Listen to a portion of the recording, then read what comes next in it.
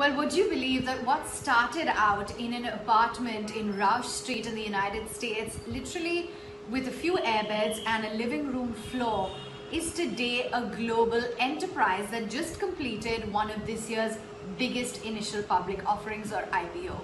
That's right, I'm talking about Airbnb. What a mammoth listing it saw in trade as it listed yesterday, valuing the company at close to $100 billion.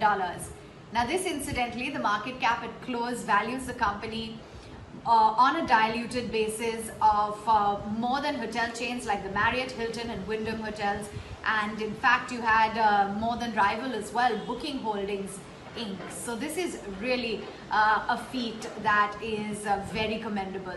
In fact, the share sale was priced earlier at about $68 a share, but the company started trading at over $150 a share. So there was fierce bidding and the company actually closed in at about $144.7.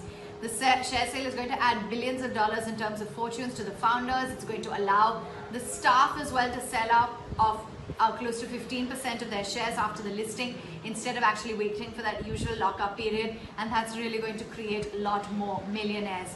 In fact, do remember that the company had gone ahead and actually increased their price range of the IPO earlier from $44 to $50 a share to $56 to $60 a share, and the new range actually represented a 27% increase at the bottom end and nearly a 20% increase at the top end.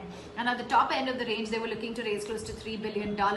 So that took up the valuation from an earlier $34.8 billion to a whopping $42 billion, and now it's way surpassed that. So the targeted valuation initially was actually more than the recent private raise of a valuation of close to $18 billion. And now the numbers tell a completely different tale. Morgan Stanley, Goldman Sachs, they were the lead underwriters for this. So the share price more than doubled on the listing. It opened 115% above the initial offering price.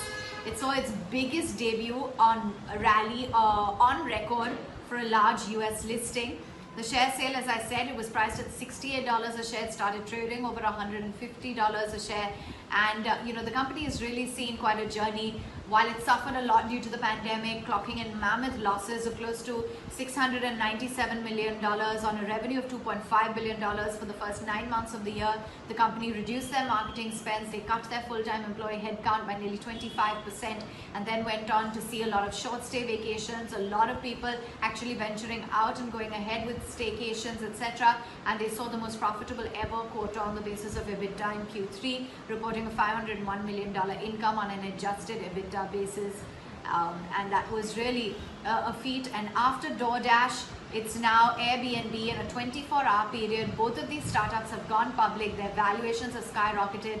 It's a huge sign that both the companies could have potentially raised a lot more money than they did.